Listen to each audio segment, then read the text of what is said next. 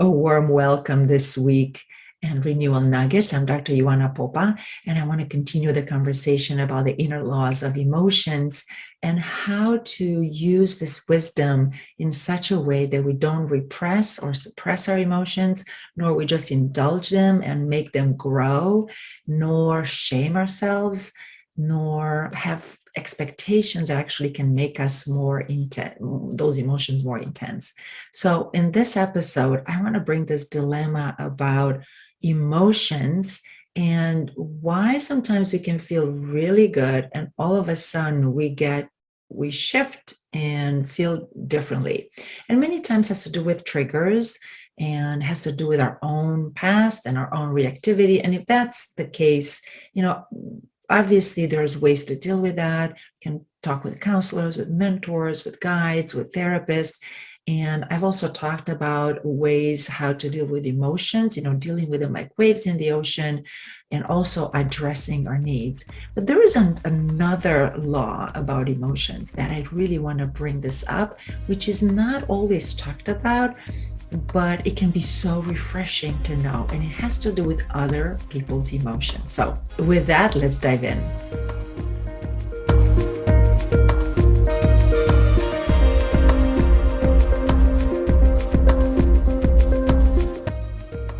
So many times we make our life more complicated because we pick other people's emotions. And I'm going to explain in a minute what do I mean by that. But many times other people have emotions and we pick them up. And especially if you're a giver, there's another term that's used for people who are very sensitive to other people's emotions called empath.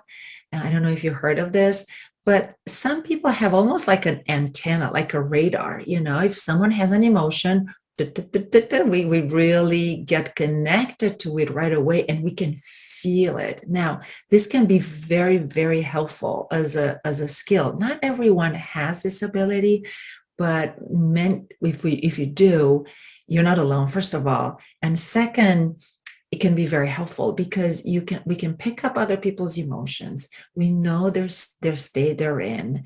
Especially with children, it's so helpful. You might be an educator and you can feel the room right away, or you might be a mental health provider or a chaplain or a life coach or counselor. That can be extremely helpful. Or imagine you're a leader, or you may be a leader, and imagine you can pick up your team's emotions right away.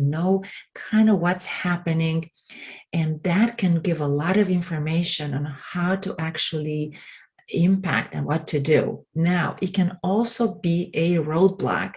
I remember as a definitely in a counselor position, a therapist position is very helpful because I can pick up the emotions right away. But in a classroom, when I used to teach, picking up the mood in the room was a little bit disorienting because, yes, I got a lot of information, but it was kind of tilting my state of being in such a way that I was not always very impactful with my classroom. It could be the same for the team. So it's really nice to know this principle that I'm going to share now and to feel reassured that picking other people's emotions can be a choice, that you can be empowered to be aware of that, and in the same time to allow it to take it in or not, depending on the situation. So taking it in, many times we do it habitually by the way we were brought up in our families. Many times it was actually quite essential in growing up to know your parents' mood or your siblings' mood, right? And picking that up, that antenna was very helpful. But we actually don't have to take it in. There's a choice there, and that's what I'm going to talk about.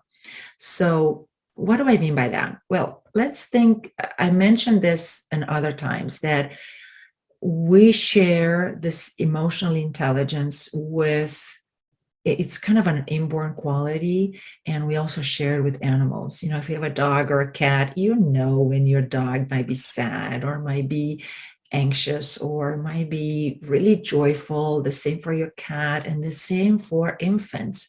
It's been described in psychological literature that we have basic emotions that infants have: joy, sad, worried, content, peaceful. And I don't remember all of them right in this moment. But the idea is that they are part of our biological makeup. And some people have stronger emotions than others. There's nothing wrong. I think sometimes in our culture, we kind of put down people with very strong emotions. We shouldn't do that, because some people have more intense emotions, are more reactive, and some people are more like slow to warm up emotionally, and then they're more intense, and then slow to kind of go down. So this emotional reactivity, it's also on a physiological level, on a biological level. So either way, there's diversity. So let's embrace it and be respectful of that, no matter where you are in the spectrum. And in the same time, with this antenna of picking up emotions, we can realize that we don't have to pick it up. So just because could be your boss or a coworker or a family member is angry or anxious, we do not, that contagiousness, we don't have to pick it up on that. And how do we do that? By just being aware of that. Oh, this is just not my emotion. Maybe you could feel it in your body. It might be moving through your body, but having this awareness on a mind level that this is not my emotion, we can then allow it to come in and move out, like I mentioned before, like a wave in the ocean. And you might say, well, really? Is that working? Don't believe me. Try it. This idea, and I've tried this, it dawned on me. I had a person who was easily angered in my life, and constantly anger thrown at me. And I realized this is not my emotion, and just let that anger pass through me, pass and move through me. And I could just stay focused on my breath and focus on my awareness and my peace, because no one can take that. So that was one way to deal with kind of imagining this energy coming and let it pass through me. Or another way I've seen people do it effectively is imagine like a shield. It could be a light shield, or if you're a Christian, like armor of Christ, put around you. Just allow it to be present, like a force of nature, right? If I'm at ocean and noticing the waves and the storm and the wind, I know the wind is not me, right? It's kind of like that. Oh, it's a strong wind, and I can just ground myself better with my feet and just really be present and witness it. Witness other people's emotion. It's another skill that can help us stay grounded in that eye of the storm, or the peace that surpasses all understanding. And there are situations, once that wave passes, to ask, okay, is there something that I need to do to respond?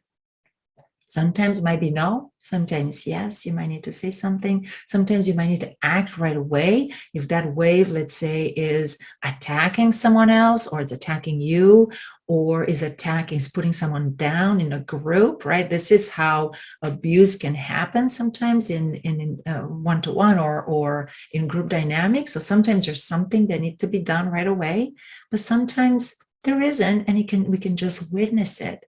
And once it passes and you don't take it in, then the gift you're giving to yourself is, one, you're empowering yourself not to pick up other people's emotions.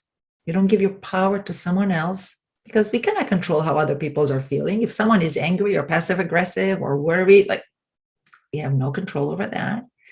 But the more centered we are, the better we can interact. And the second gift you can give to yourself is you release your brain, your mind, for creating stories and creating all sorts of meanings. What did I do that was wrong? What did I do? What can I fix? How do I fix it? I've been in the profession of trying to help people emotionally and with their thoughts for decades. If I could fix other people's emotions, that would be just lovely. It's just impossible. I cannot be fixing other people's emotions. Only the other person can work on their own self-regulation. And I may support them. This is a wonderful gift to give to others to help them self-regulate, but I cannot fix any person. Every person is going to be as happy as their mindset allows it, and their conditioning and their inner makeup allows it. Mind you, there's ways when there are Obviously, mental health conditions, right? If someone has generalized anxiety disorder or major depressive disorder or bipolar disorder, it's not their fault. There are biological reasons why the emotions get out of balance. And now we know that we have chemicals in our brain that can modulate that. And we know there's also medication and really powerful and cool psychological techniques to help people get to that self-regulation. And medications can make really wonders in balancing our body, this earthly vessel, to regulate emotion. So if that's the case, obviously, if it's you or someone else, it's really helpful to talk with a doctor, with a psychiatrist, with a mental health provider. And if it's not that condition, if it's just something that we're learning to self-regulate, the good news is we can do that. And we do not have to take other people's emotions internally. So with that, I leave you for today and I wish you a wonderful week. Take care.